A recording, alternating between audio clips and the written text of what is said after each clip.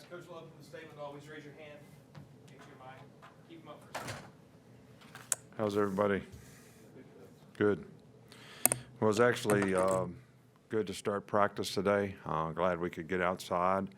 It wasn't a perfect day, but from a field condition standpoint, but I think it was good to get out. We had a really good off-season program. Players worked hard, and we've got a lot of new faces around here, so it was good for them to kind of become a part of the team. And I think the number one goal and objective for the spring is, we have to reestablish the Alabama factor. To me, we've always been a team that plays with a tremendous amount of discipline, had a lot of responsible and accountable guys that could go out there and do their job and be dependable, and everybody's always put the team first. So the result of that has been we've been able to win a lot of games. Guys have got a lot of individual accolades, got a lot of opportunities to play at the next level, and we've been able to win a few championships. So, but I think it's important to reestablish that. I think to do that, people have to have humility and understand that regardless of how much success you have, you still have to pay attention to detail and do things right in preparation and in practice so you don't develop bad habits. And I also think that, players have to stay focused on the process of what they need to do to be good players. Can't, focusing on outcomes is like a distraction. And, people work, whether it's individual outcomes or team outcomes, it's really kind of a distraction for everybody. So that's been one of the things that we've been trying to focus on. Obviously, from a physical development standpoint, we want to get as many guys ready through repetition, whether they're young players, inexperienced players, or returning starters, makes no difference. Get them to play as well as they can play so that we can depend on them to play winning football in some way or some role, in the fall. So knowledge and experience is obviously important to that, but playing with good intangibles, having good work ethic, giving effort, playing with toughness, being responsible to do a job, those things are all really important as well. So after one day, I know you're going to ask me questions about 100 guys and how they did today, and I really can't tell you that. There's an awful lot of players out there, and we're trying to coach them all, and some guys obviously further ahead than others, but we have a lot of new faces. I'm really pleased with the coaching staff that we've been able to put together, how they've adapted, how the players have responded to them. So that's been a really positive thing for us. The early enrollees have done a really good job of adapting academically as well as in the off-season program, and their learning curve has been really pretty good.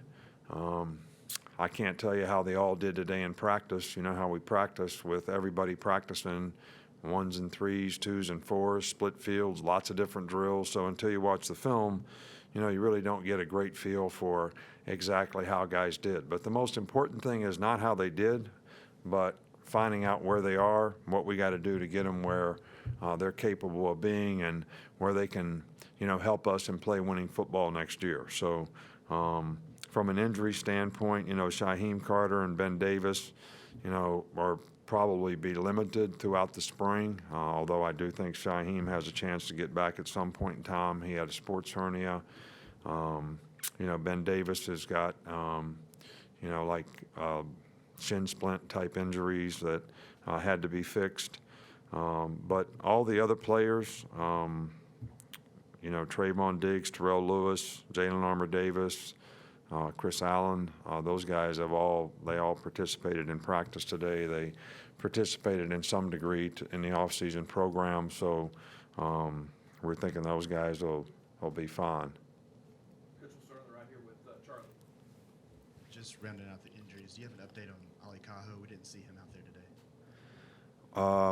today. He's got some issues that he's dealing with, and we're trying to be supportive of him every way that we can, and I think that we'll just continue to try to help him every way that we can, and I don't know if there'll be some point in time he'll be ready to come back and play football or not. Come here in the middle with Michael. were you hoping to accomplish with the quarterbacks this spring and specifically with Mac Jones?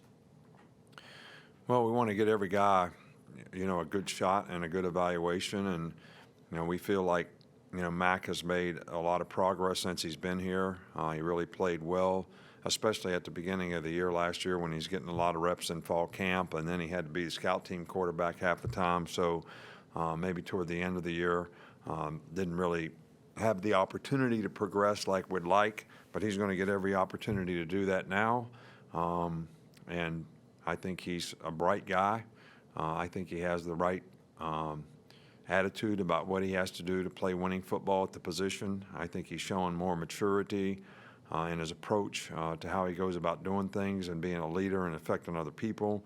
So we're encouraged by everything that he's done to this point, but he's going to have to go out there on the field and show that he can do it on a consistent basis and run the team.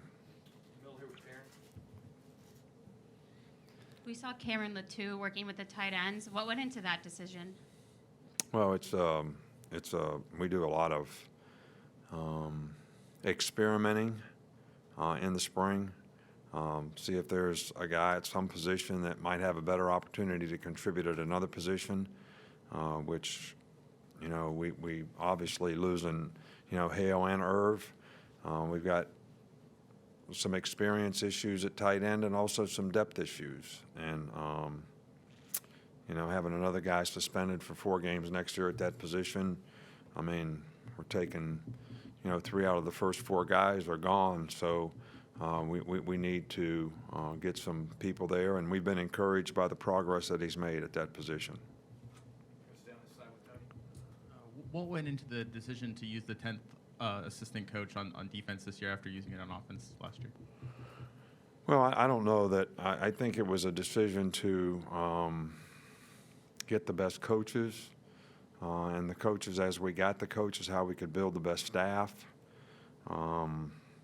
Sark is a great quarterback coach, and he actually, wanted to coach the quarterback, so that would have been the obvious area that we would have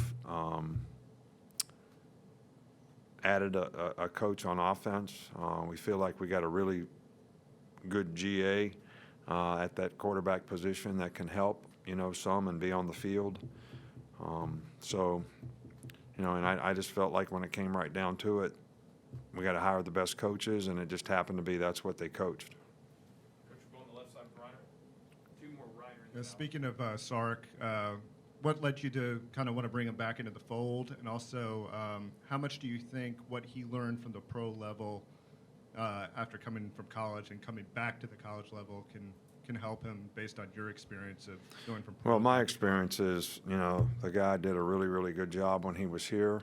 I have a tremendous amount of respect for him for what he did before he came here as an offensive coach. I don't think it's fair to criticize when a guy takes over a job 1 week before a game and has to go try to implement something because of the circumstance that we were in. I think that if you look at the body of work at the Falcons, they were like 6th in the NFL on offense or whatever. So there's got to be, some level of expertise to allow them to do that. The players that I talked to there really thought he did a good job and was a good coach. And he's, I think, a tremendous asset on our staff. And we're very pleased and happy to have him. I don't know. We had a whole list of people that we went through to hire, and I feel like we were really, really fortunate to get a guy that was offered the Arizona Cardinals offensive coordinator job to come to Alabama, and who had a successful stint in the NFL. In addition, what do you think he can bring based off his experience in the pro game back in college, just like?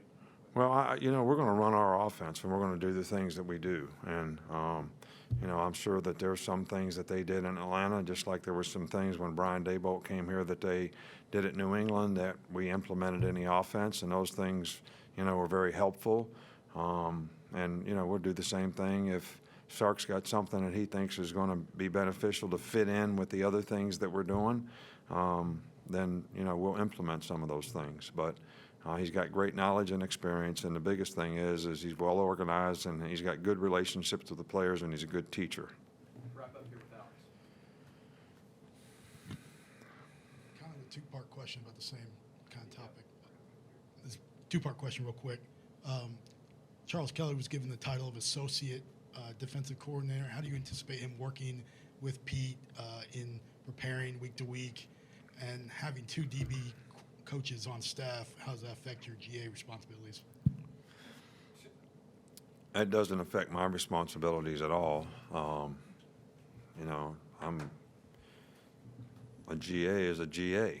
I mean, how else can you say it? No matter how many coaches you got, you're still a GA. You're still a gopher for all the other coaches on the staff. So I kind of do what they ask me to do, and try to do a good job the best I can. So that won't have any effect. Look, Charles Kelly was a guy that I've oftentimes considered it being a coordinator, here. I thought Pete did a really good job last year and should be the coordinator, but I also thought that Charles Kelly would be somebody who could do that because he's been in our system with other people, Jeremy at Florida State, Jeremy again at Tennessee. So, that's like having a coach that's been on our staff in terms of knowledge and experience and terminology. So I just thought he was the best coach, best recruiter, and I thought it was really, really important that, he's an Alabama guy. And when I say Alabama guy, he coached in this state. People in his family coached in this state. He knows the high school coaches in the state. And I really felt like last year's staff, we didn't have that connection, with some of those local folks like we've had in the past. And I thought it was important to get somebody on our staff that had great relationships with a lot of people in our state. So, and he checks all those boxes really well. And he's a great person and has done a really, really good job. Thanks, Coach. All right, thank you.